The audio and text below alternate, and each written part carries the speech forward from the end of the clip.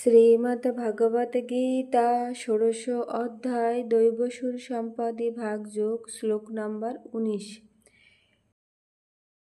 তানহং দিশতঃ কুরুন সংসারেষু নরাধমান ক্ষিপাম্যজস্রমশুভান আসুরিষেব